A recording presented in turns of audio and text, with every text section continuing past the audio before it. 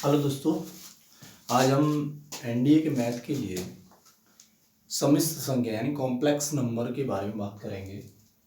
ये क्या होती हैं एनडीए में या एयरफोर्स में, इसमें से 3-4 क्वेश्चन आ ही जाते हैं और ये बहुत ही सिंपल होती हैं यदि आप स्टडी कर रहे हो तो सही रूप में। बाकी आपको यदि कहीं से गाइडलाइन सही नहीं मिल रहा है या नहीं समझ पा रहे तो उसमें दिक्कत आ जाती है। तो आज हम उन्हीं पर डिस्कशन करेंगे और आज के बाद आप कभी भी सम्मिश्र संख्याओं में से आने वाले प्रश्नों को नहीं छोड़ कर आओगे, इस तरह कराया जाएगा।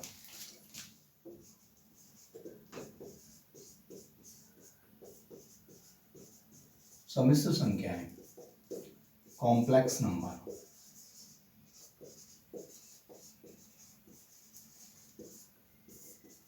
तो कॉम्प्लेक्स नंबर होता क्या है, सम्मिश्र संख्या होती क्या है? मेन चीज होती है, आपने पढ़ा होगा पूर्ण घनमूल, सॉरी वर्गमूल। जैसे कोई संख्या है √4, ये इसका घनमूल क्या होगा? 2 आएगा। क्यों कि 4 = 2 होता है, 2 × 2।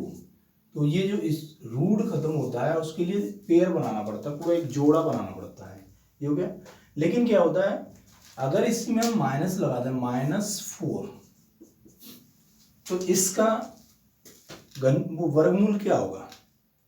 ये वर्गमूल क्या है कि कोई भी जो वर्गमूल होता है वह धनात्मक ही होता है, ऋणात्मक नहीं होता है। तो हम क्या करते हैं, इसको 4 × -1 कर लेते हैं। इट्स मीन 4 का हो गया 2, लेकिन √1 का -√1 ही रहता है। अब ये क्या है, ये एक इस तरह से मान लीजिए आवासी संख्या मानी जाती है, इमेजिनरी पार्ट।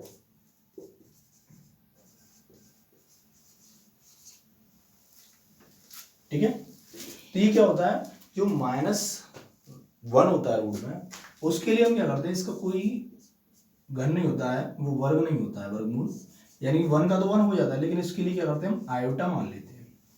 ठीक है। सम्मिश्र संख्या क्या होती है? सम्मिश्र संख्या होती है x + i, यानी x क्या होता है, कोई भी real number, real part sorry, वास्तविक भाग, और ये जो y होता है ये होता है इमेजिनरी पार्ट।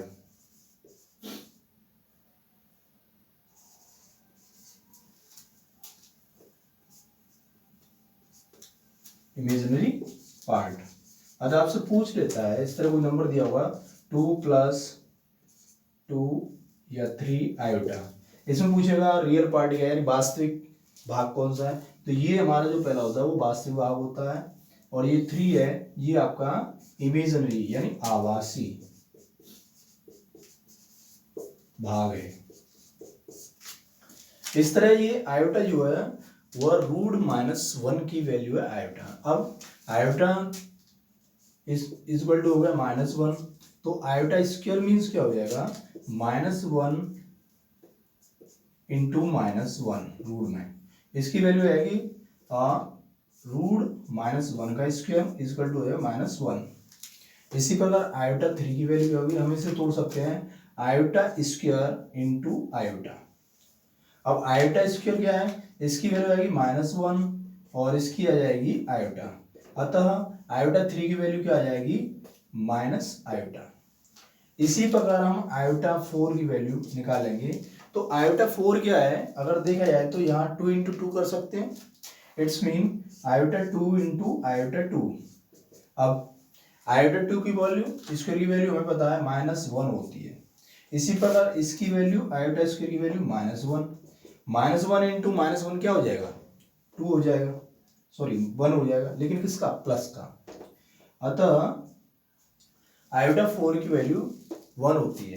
अब इससे आगे जैसे ही 4 से आगे जाते हैं तो हमारा क्या हो जाता है, एक फॉर्मूला बनता है आयोटा 4m + r। इसका मतलब होता है जब हम किसी संख्या में 4 से भाग देते हैं पावर में, और जितना शेष बचता है उसी को लिखते हैं, यानी आयोटा r हो जाता है। ठीक है।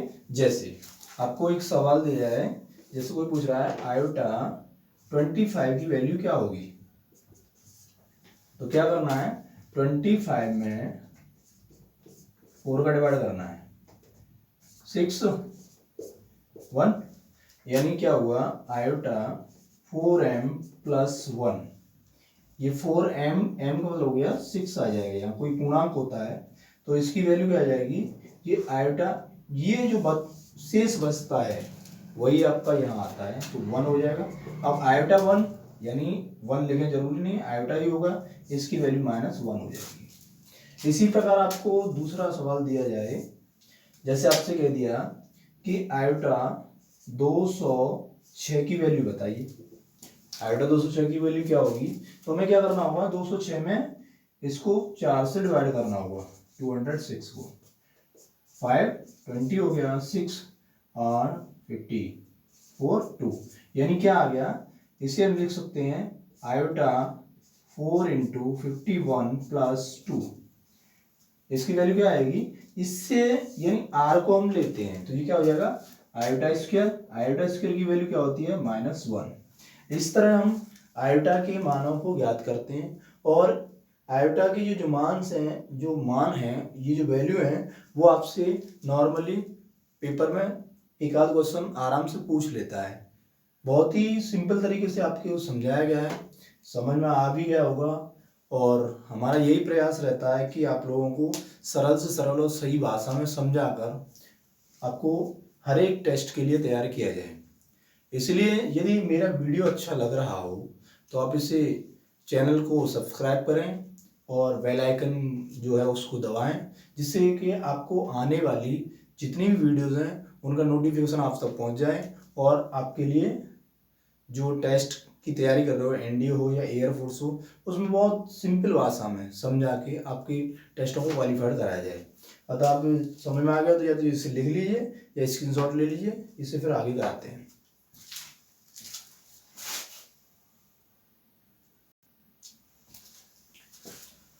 ओके, अब आगे क्या, यदि मान लीजिए आपको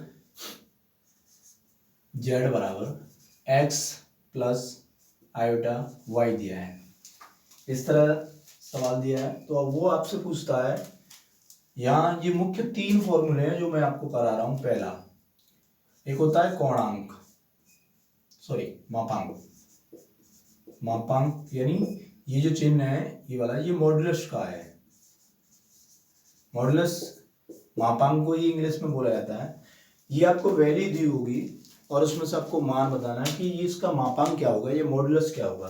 तो इसके लिए क्या होता है, एक फॉर्मूला होता है x² + y², यानी ये हमारे पास मान है, मान लीजिए कोई संख्या दी है 4 + 5 आयोटा और आपसे पूछता है कि इसका मापांक यानी मॉड्यूलस ज्ञात कीजिए, तो आपको क्या करना है, x यानी √x², x ये हो गया और y ये हो गया, तो x² मतलब 4² + 5 का स्क्वायर इक्वल हो जाएगा 16 + 25 141। अब क्या है, इसका कोई फैक्टर नहीं होता है, यानी ये किसी का वर्गमूल नहीं है, अतः यही हमारा आंसर हो जाएगा। इसी प्रकार ये मापांक हो गया। दूसरा क्या होता है, इसी आपको यही नंबर या इसी प्रकार का सवाल दिया होगा और उसमें आपको पूछ रहा होगा संयुग्मी, कंजुगेट क्या होता है, संयुग्मी।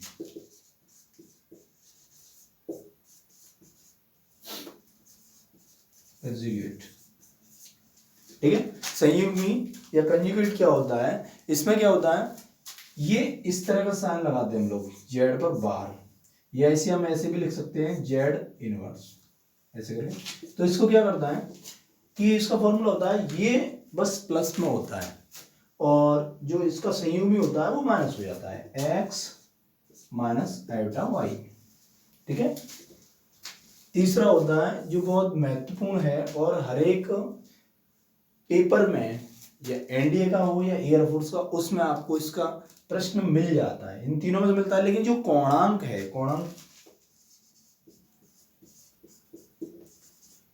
ये तो नॉर्मली हर एक पेपर में आपको दिखाई दे जाएगा, इसे आर्गुमेंट कहते हैं, इंग्लिश में क्या कहते हैं, आर्गुमेंट,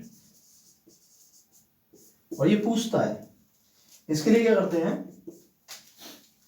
ये हमारे पास वैल्यू होती है, इसी में से निकालना होता है, तो ये हो जाता है tan इनवर्स y बटे x। ठीक है, अब मान लीजिए ये हमारे पास नंबर है, इसका पूछता है कि कोणांक क्या है, तो क्या है tan इनवर्स आ जाएगा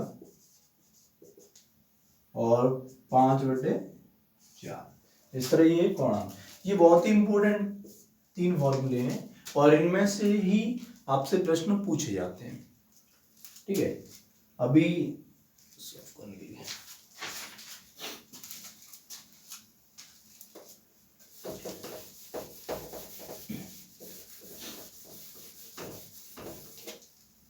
अब क्या है, मान लीजिए हमारे पास Z1 दिया हो x1 प्लस आयोटा y1, ऐसे Z2 बराबर x2 प्लस आयोटा y2।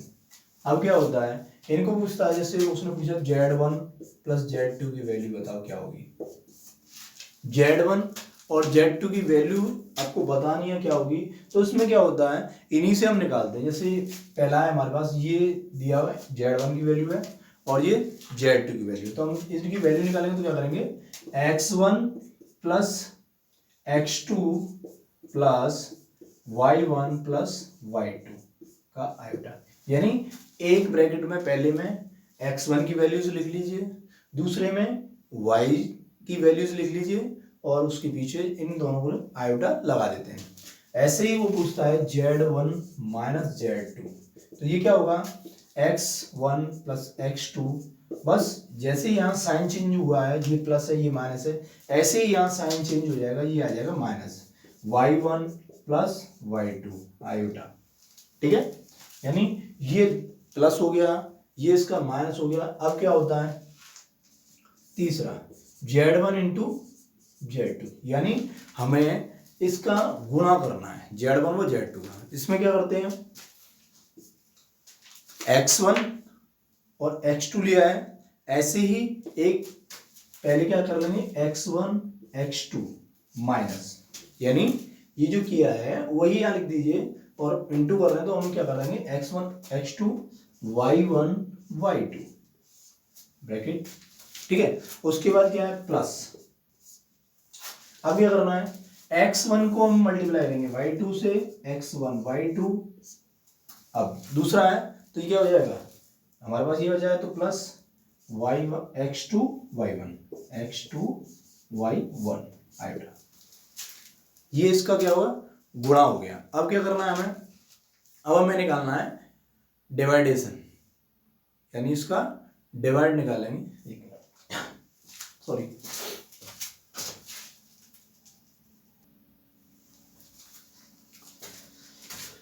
दोस्त थोड़ी सी प्रॉब्लम हुई थी।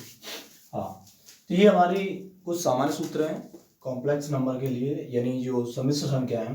अब नेक्स्ट वीडियो में हम आपको इससे आगे फॉर्मूलाज और कुछ क्वेश्चंस कराएंगे जो बहुत ही इम्पोर्टेंट हैं और प्रीवियस ईयर में आए हुए क्वेश्चंस होंगे, कुछ न्यू टॉपिक्स पर भी बात करेंगे।